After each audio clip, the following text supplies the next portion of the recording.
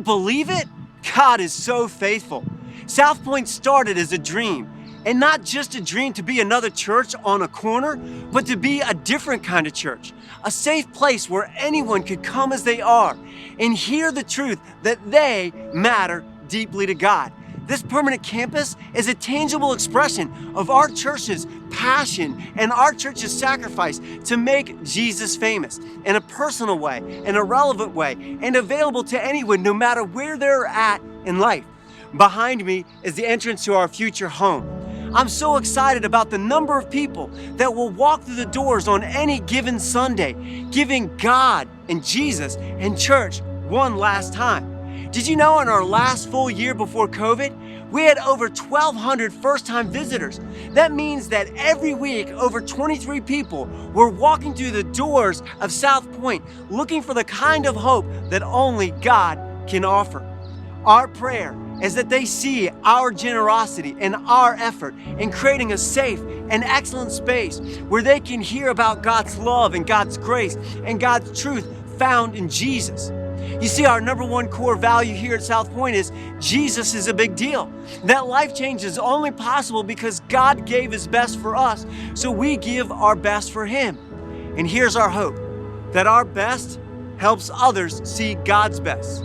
That life isn't found in religion, but in a personal relationship with Jesus, who loved us and died for us and conquered hell and death so that we could have life and life to the full.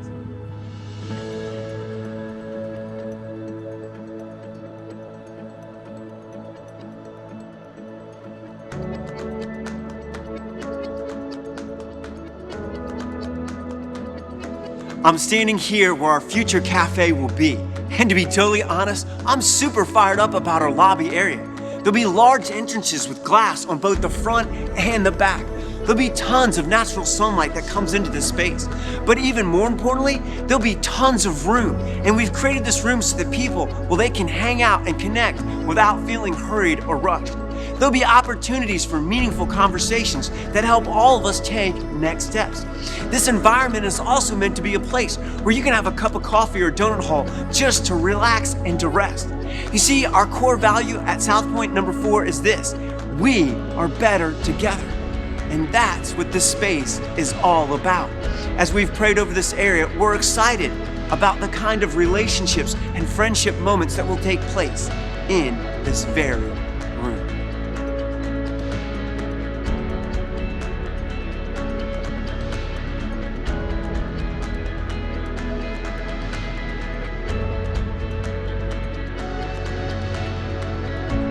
I'm here in the elementary room, and this is where kids, kindergarten through 5th grade, well, they'll get an opportunity to see through relationships that there's a God who made them, and a God who loves them, and a God who wants to be their friend. You see, at SouthPoint, we don't just see kids and students, well, the next generation, as a second-tier priority. No, at SouthPoint, we believe the next generation is worthy of our very best. We want to partner and help build a foundation that helps children and students navigate the ups and downs of life with God as their compass. So we've intentionally and strategically engaged kids where they're at in age-appropriate ways so that they can engage a God who made them and loves them. You know, at SouthPoint, we're passionately committed to partnering with parents to help children experience a genuine relationship with Jesus.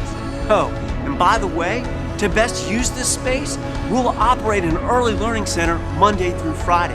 Did you know there's usually over a year-long wait list for parents in the community who are trying to get their children into a child care facility? This is an amazing opportunity for us to be a resource for those looking for child development support. We're excited about all that God is doing, but all that God will do in this. I'm here in the auditorium of our future permanent campus.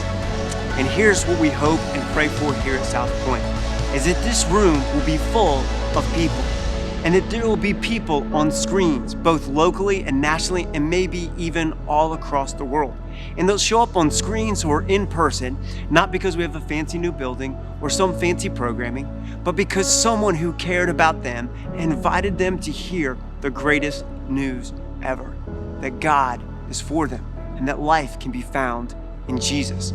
Our hope and our prayer is that there would be beauty and humor and music and life changes in this room, where people wouldn't just get a chance to see Jesus for who he truly is, but that people that show up in this room would actually get to experience and know in their knower that there's a God who sees them, that there's a God who's for them, and there's a God who conquered hell and death so that they could experience life. That's what this is all about. And none of this would be possible without the sacrificial giving of our donors and those who serve and give. So as I've spoken from different locations all throughout this video, I just want to say, if you're here and watching this and you've given at any point, we are so thankful for all the lives that'll be changed because you chose to sacrifice. When we launching a legacy to create Jesus-led life change for generations to come, our goal was to raise about $2 million so that we could do all that we thought God wanted us to do. When we did our campaign, we raised in pledges about $1.8 million. As we're trending through, as we finish our pledge campaign in December, we're kind of looking like we're gonna finish at $1.6 million. And as you can see, our goal of $2 million and our pledge campaign of $1.6 million, there's a gap there. And so there are two things that I would like you to prayerfully consider as you're watching and listening. One is, are you serving on a team? When we move into this space and people from our community, both online and in person, show up, we'll need friendly people who are excited and fired up to see people walk through the door so that they can know that there's a God who loves them. But also, there's a financial gap. And so we'll be able to complete the building, so you don't have to worry about that, but we will have to complete the building kind of less than what we wanted and hoped for. And so maybe you started watching online during the pandemic. Maybe you started coming to our physical services at RC theaters. Maybe when we started this campaign, you didn't know if you wanted to give. Or maybe you're currently giving.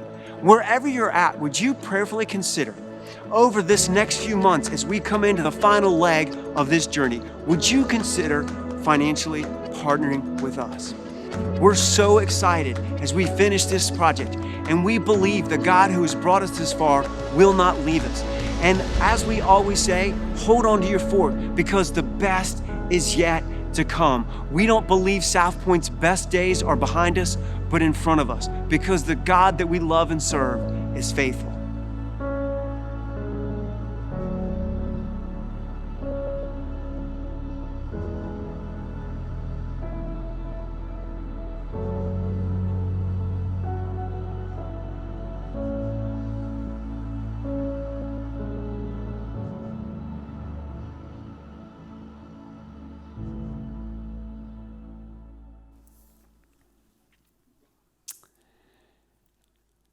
Well, good morning and welcome to SouthPoint Church. Is anyone fired up this morning? Man, I'm super pumped. Hey, welcome to SouthPoint Church. We want to welcome those of you and say hi to those of you online, wherever you might be watching from. We also want to say hi to those of you in Auditorium 8 and those of you in the room here in Auditorium 12. Hey, if this happens to be your first Sunday, I just want to say thank you. We know that your time is valuable, and we really do at SouthPoint want to make sure that we provide practical impact into your life. By the way, my name is Matt, and I'm part of the team. Now, if you know anything about SouthPoint, usually when I get up here on Sunday mornings, I am super pumped, I'm super excited, but I have a confession to make this morning, and here's my confession, is I am actually nervous, and I'm actually a little bit scared today. And there's a really good reason why I'm a little bit scared and a little bit nervous. Matter of fact, I'm going to share this reason why I'm a little bit nervous and I'm a little bit scared. And here's why. I feel like I have, can you read that? Zero chance of success today. Like, have you ever been like, there's no way I'm going to try something you just know you're going to fail at? And so I feel like I have zero chance of success today. And there are two really good reasons why I feel like I have zero chance of success today. And these two reasons, they're really, really good. And you might be thinking, why would you do something if you feel like you have zero chance? Because I think what we're going to talk about matters, and it can be life-changing. Reason number one that I almost have zero chance of success today is something I'm going to put up on the screen. It's this. Did you know in 2020, there was over 6 $600 billion spent on this. That's over $500 billion was spent on messages that we can't avoid. 24/7, it's on your phone, it's on your TV, it's on your radio, it's when you get in your car, everywhere you see it, everywhere you go. Just in 1 year, $500 billion was spent to convince you of this one thing. Matter of fact, almost every year they spend hundreds and hundreds of billions of dollars. Can you guess what we spend in this world? Hundreds of billions of dollars to convince every person on the planet of. And here's what it is. Consumption equals... Right? I mean, that's what we're taught. Everywhere you go, if you get him, if you get her, if you look like that, if you have this car, if you have that clone, if you get this, if you have these clothes, if you have those sneakers, whatever it is, if you have the latest and greatest, you will be $500 billion. 24/7, year after year, you, me, we are taught that consumption equals happiness. How in the world? In 32 minutes, will I be able to convince you that this might not be true? But this isn't the only reason why I have 0% chance of succeeding. There's another really good truth that we need to admit today of why I almost have 0% chance. It's not just $600 billion last year and the hundreds of billion dollars year and years before, but there's another reason, and I'm going to put it on the screen, and here's reason number 2. The church is often... I mean, can we just admit this truth, right? Let's just admit it. There's religious groups, pastors, and churches that have often abused the contribution and money conversations, right? Whenever it comes to our time, our talents, our treasures, we can admit that religious organizations, churches, and pastors and preachers have abused this topic. And so between, right, $600 billion of advertising, and you can't escape it, telling you that consumption is happiness, and the church and religious organizations abusing the conversation about contributions and money, like, what chance do I have today? And so I'm going to ask a favor. Please don't turn your screen off, and please don't mentally check out. At least give me the first 10 minutes. Now, these 2 truths that I just shared with you, right? These 2 truths lead you, they lead me, they lead we to ignore a reality that you already know. And here's the reality it asks us to ignore. Here's the reality it asks us to ignore. We can't consume our way to happiness and purpose. Like, listen, you don't need to be a rocket scientist. You didn't need to come to church today. Every single person knows the reality is we can't consume our way to happiness and purpose. And yet, we ignore this reality because of all the advertising and because of all the abuse. And by the way, here's something I want to say. Listen, I get it that on Sundays, we have all different kinds of people. Some people show up with no faith. Some people show up with different faith. Some people going to church all their life. And I got great news if you're here. This isn't just a religious idea. Did you know that this is actually a scientific fact? Study after study, decade after decade of study. This isn't just a religious idea. This is a science truth. And so before I dive into anything in the Bible, before I dive into anything like that, I just want to tell you what science has told us. And so this morning, I'm going to kick us off on 2 kind of things that are non-Christian, they're scientific, and they reveal this truth. The first one is from Psychology Today. They're not a Christian magazine. They're no way related to any religion or idea. And here's what Psychology Today says. Matter of fact, Clair, Ph.D., clinical psychologist, in March of 2018 said this: buying stuff can make you happy for a... And you can just use buying stuff and you can substitute eating food, partying with your friends, hooking up with him or her, getting that new thing, right? Having that new experience, that new entertainment. You can put whatever you want in there. It will make you happy for a... Because as soon as you eat, you're going to get hungry later. As soon as you're satisfied, you're going to have the urge again. As soon as you buy that new thing, it's going to get... We know this. It only lasts for a short time. But you will revert to needing another happiness boost, to buying even more stuff or whatever your thing is. It is only temporary, and you got to go get it again, and you are stuck in this loop. By the way, this is what science is telling us. And they go on to say this. Here's what they say a little bit later. We can, however, what's the word? We can replace the boom or bust of consumption-driven search for satisfaction with lives that are, what's their word? What? Wait a second. The scientists, non-Christian scientists, are telling us there's something more fulfilling than consuming. By the way, church, this is non-church people telling us this morning. So if you're mad at me, take it up with them. And then later when I make you mad, take it up with Jesus. That is more fulfilling economically and sustainable. Well, what is this more fulfilling and economically sustainable? It's going to be shocking. Buckle up. Okay, here it goes. Here's what he says. Listen to what it says. Psychologists, the scientists, for example, have found that altruism, which means, like, get this is going to be shocking in church, doing good. Altruism means like doing good and being nice to people. Imagine if the church did good and were nice to people. Maybe some of y'all need to quit Facebook. I'm just saying. All right, we'll go back. Psychologists, for example, have found that altruism creates happiness and produces positive feedback loop, leading to more altruism. In addition, neuroscientists, really smart people, way smarter than most of us in this room, have found that helping others engenders the brain activity leading to almost sounds like you and I were created to not use people and love things, but to love people and use things. Can I get an amen? By the way, this isn't a Bible verse. This is the doctors telling us this. And it's not just them. There's a really good book written probably 4 or 5 years ago. It's called Affluenza. And it was written by a clinical psychologist. Again, he's not a Christian. He's not religious, and he writes this book, and I'm going to show you a quote from it, and here's what it says. In his book, Affluenza, Oliver Jane highlights how consumer-driven societies convince populations that the pursuit of certain things, cars, facelifts, handbags, etc., will bring. You will be happy if you just have the next thing.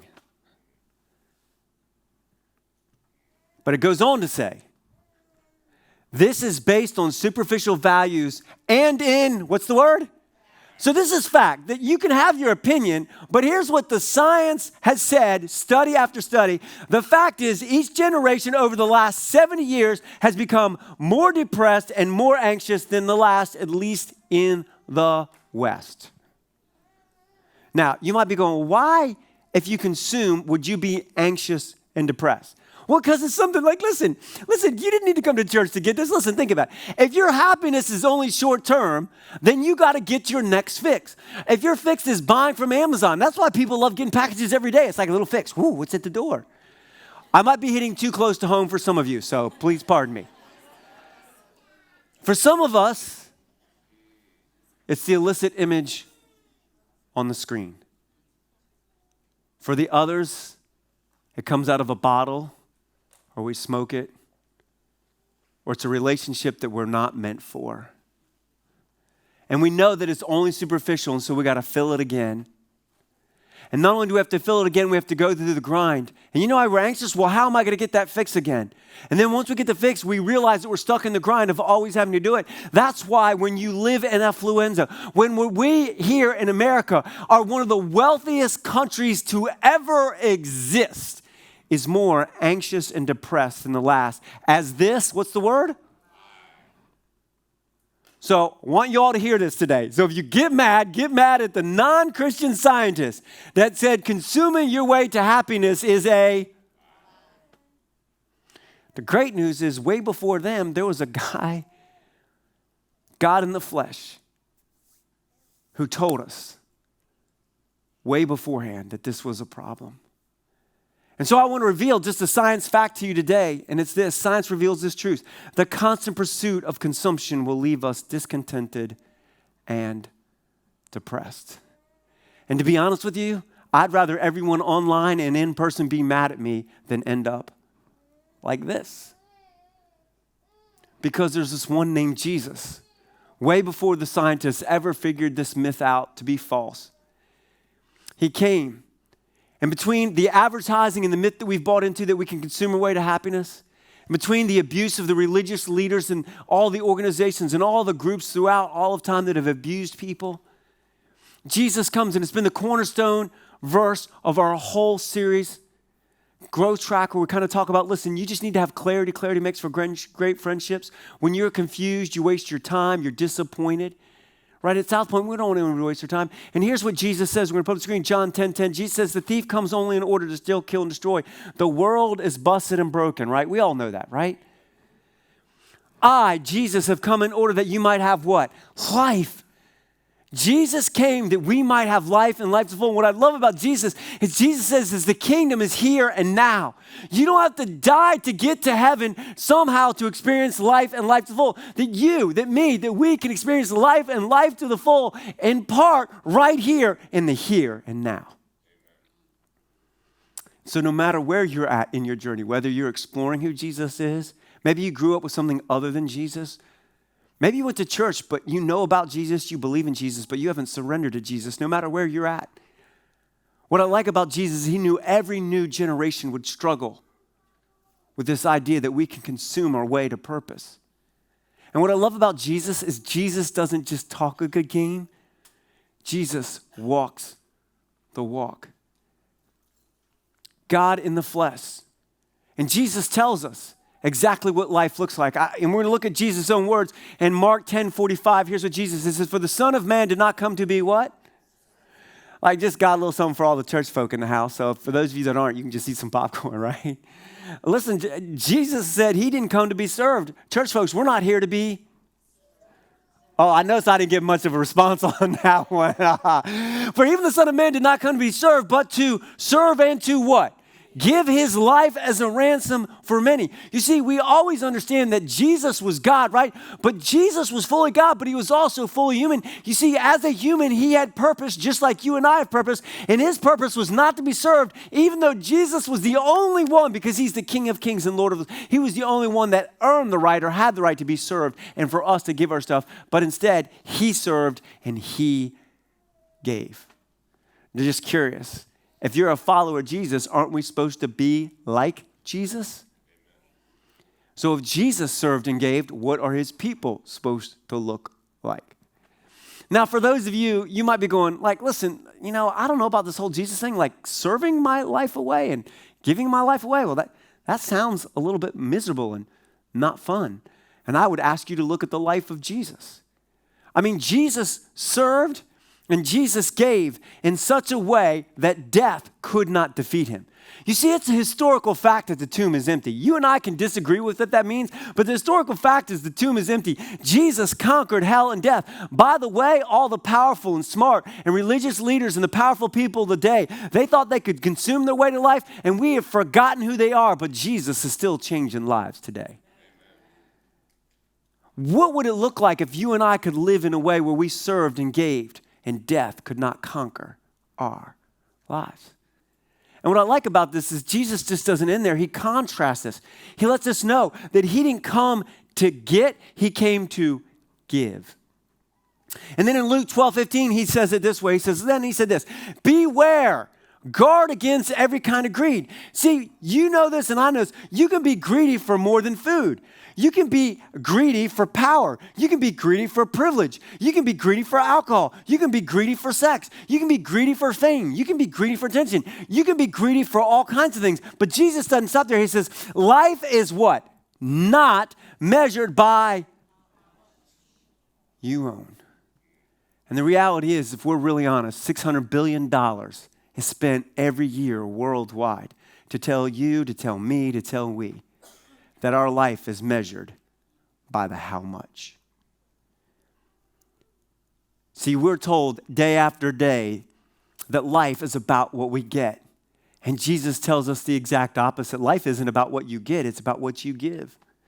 You'll never experience life and life to the full by getting.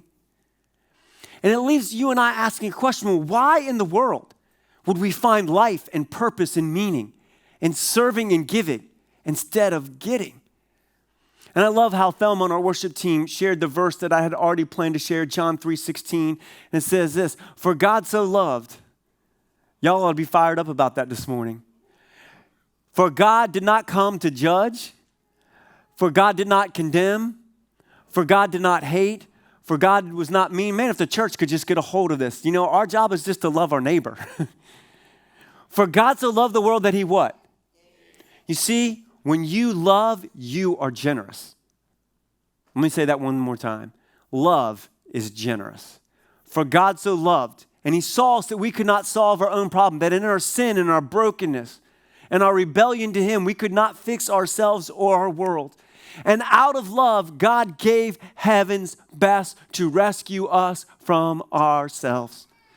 For he gave his one and only Son, that whoever, I don't care where you're at, I don't care where you've been, I don't care why you're here today, and I don't care what's been done by you or to you. The good news is your life can be defined by what Jesus already did on the cross in the empty tomb. Man, that is good news. That's worth waking up and showing up this morning. Whoever believes in him shall not perish but have eternal life. You know why we'll never be able to consume our way to happiness? It's because you and I were made for relationship. Did you know one of the longest scientific studies that's ever gone on was done by Harvard? And they said the number one factor for happiness and wellness and fulfillment in life, you want to know what it was? Relationships. Because humanity, you and me and we were made to be in relationship with our Creator. And we were made to be in relationship with others. And you can never consume your way to relationship. You can never say, I'm going to get at your expense and call it love. See, when you love, you're willing to serve and sacrifice for the behalf of another. And that's exactly what Jesus did. And by the way, that's exactly what Jesus calls his followers to do. A new command I give you. Love one another as I have loved you. So here's what Jesus not only tells us, but Jesus demonstrates. And we're going to put up on the screen, it's this right here. Purpose comes from what? Purpose comes from contributing, not consuming. Remember the scientists at the beginning? They said when you do altruistic things, you kind of feel good about it. And then when you help people, something in your brain happens because you were made to contribute. The same way that God created and took care of chaos and created boundaries for life and gave to us, we are created in his image. So you see, we were created for a cause bigger than ourselves. Listen, I don't care what people say. Every man, woman, and child on this planet is an image bearer regardless of the party they vote for, the language they speak, or the color of their skin. And we were made for something more than consuming. We were made for a cause bigger than ourselves. And that's why core value number 5, which is our last value I'm going to put up on the screen, is this, is we're contributors, not consumers. We give, we serve, and we go to impact eternity and change the world locally, nationally, and globally. And we never do that out of shame or guilt. Nowhere in the Bible does it tell us to be shameful or guilty to ask people to serve and to give and to sacrifice. The Apostle Paul said it best in 2 Corinthians. He says, for the love of Christ compels me. Man, what would it look like if a church wasn't motivated by political power or privilege or the right to consume what they wanted? But instead, we're compelled by the love of God to step into a busted and broken world and give them the only thing that can really bring true life. Not religion, but a person named Jesus. And if you don't believe me, I want to do a little experiment with us all today. Whether you're online, whether you're here in the room or auditorium mate, I want to do this little experiment. So I'm going to ask that you kind of follow me. Here's what I want you to do. Remember when you were a little kid. That's the first thing I want you to do. For some of us, that takes a little bit of work. Like I'm in the mature age bracket now, right? So it takes me a little bit of while to get back to the kids. Some of you are young, but do you remember you when you were a kid? Remember when you were a kid? When you were a kid, who was your childhood hero? Remember when you were a kid, you had a childhood hero. Some of us remember Underdog. Anybody remember Underdog, right? Yeah, way back in the day. All those young people are like, who? Right? Remember when you were a kid, who was your hero? But that's not the point that I want to ask. I want to ask you, who was your childhood hero? But here's the real question. Why were they your childhood hero? When I was a kid, I was probably 9 or 10.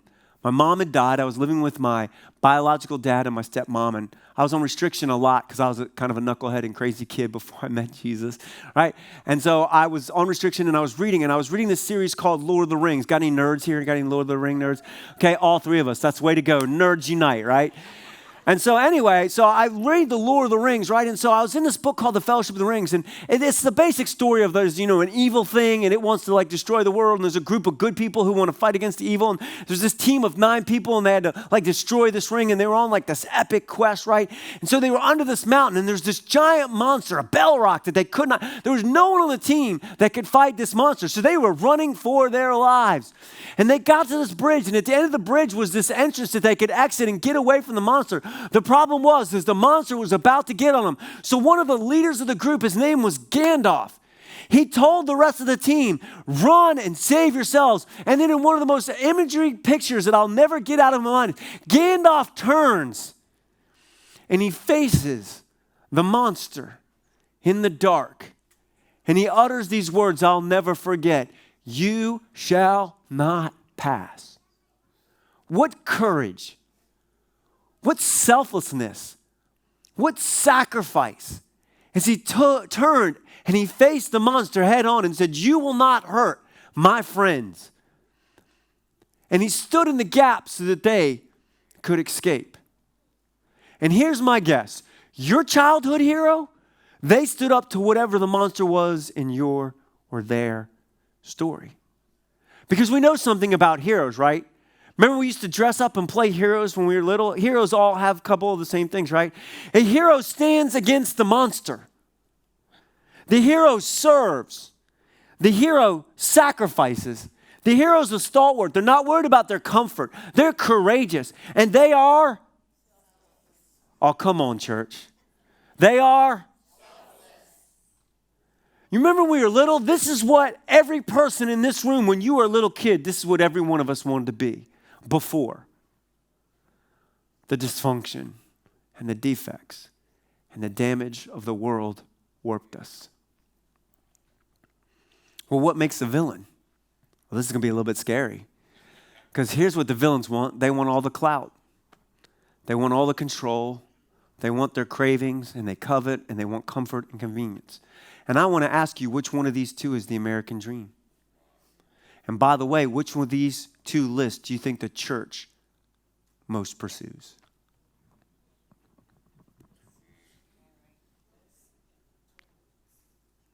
Are we selfish or are we selfless? Because Jesus was all these things. And Jesus calls all of us to be these things. And if you're watching, you might go, hey, are you against like bacon? I'm like, no, I love bacon.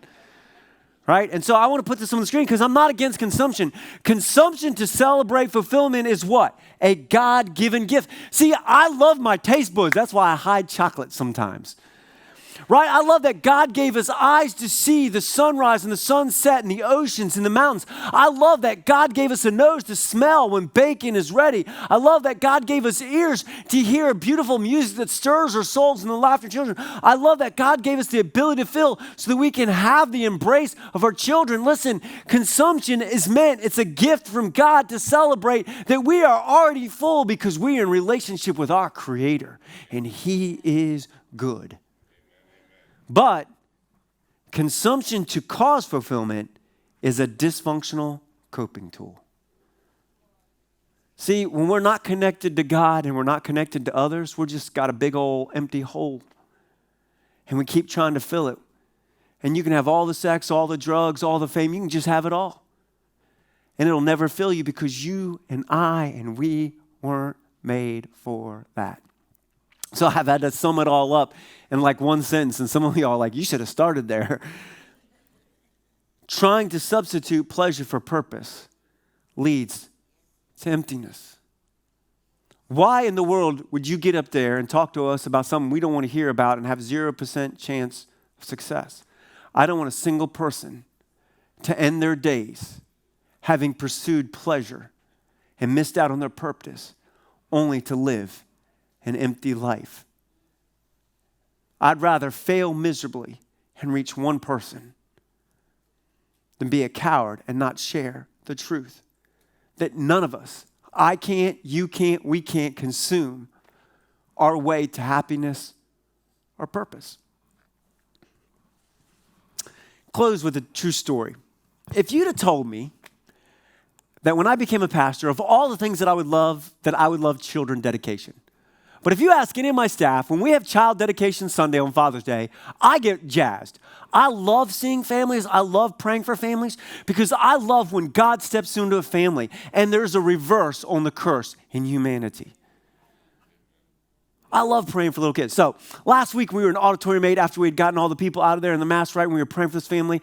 And there was this one little girl as we were praying for a baby. She was trying to take a family picture, and we were doing the family picture because all kids have like a meltdown time. All the parents say amen, right? And so we were in there and we were trying to get it done before meltdown time. And this one little girl, she had little pigtails. She was so cute. She was about 5 years old. And she was trying to take a happy picture, but this is what her happy picture looked like. We're like smiling. She's like, I am. I mean, you think I'm joking. I am not exaggerating. She looked like somebody had knocked her ice cream down and stepped all over it, and she couldn't. And so our next generation pastor, Jen Curtis, and she knew her, and she went up to her, she goes, what's wrong? And she goes, I missed Ollie.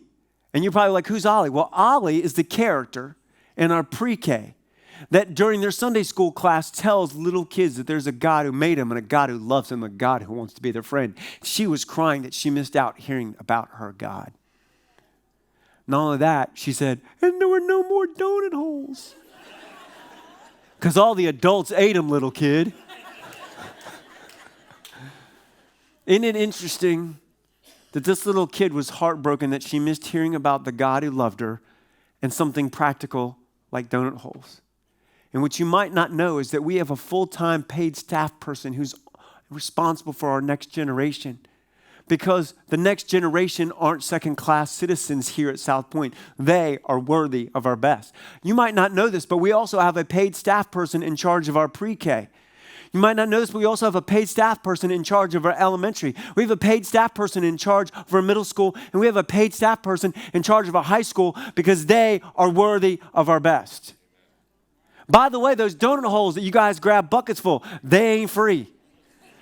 This theater ain't free. The internet isn't free. Oh, it gets better. Did you know that SouthPoint financially partners with things in our local community like Hope so that when you have a medical bill or you can't pay your power, instead of coming to individual churches, there's a group of churches that go together with Hope. We financially support that so we can love our community. We financially partner with Clair Pregnancy Center so when young girls get pregnant and they're scared and they know what to do, they have a safe place to go. Did you know we financially partner with Young Life that reaches out to middle school and high school kids in schools that don't go to church? We partner with InterVarsity who reaches out to college students at St.Mary's here locally and nationally so that college kids can know that there's a God who made them and loved them and wants to be their friend. Did you know that we have a paid staff person whose primary mission is called Cause and Care? Did you know that we bought a dilapidated townhouse in an under-resourced community and we put money into it, we fixed it up so that we could mentor kids and run an after-school program so that they could have the same opportunities as other people in the high-income areas could have those opportunities? Did you know during the pandemic we paid for people to go to counseling? Did you know we paid and did thousands and thousands of bags of groceries for years to people who were under-resourced? We bought laptops. Somebody should get fired up about that. And here's what I know, whether you have no faith, different faith, or you're a follower of Jesus, everyone wants to be a part of a church that is changing the world and impacting eternity. Right? Man, I want to be a part of a church that walks the walk and doesn't just talk the talk, right? Yeah, here's the uncomfortable truth. The amount of changing the world in an eternal impact is directly related to the amount that we will serve and give as a community. Oh, there ain't no amen to that, right? We're amen to everything else except the truth that eternal impact and life change is directly proportional to our community's willingness to serve and to sacrifice. Because there's no big organization. We're waiting for somebody, and God is calling us. There ain't no somebody. Somebody is always nobody. So I have two challenges.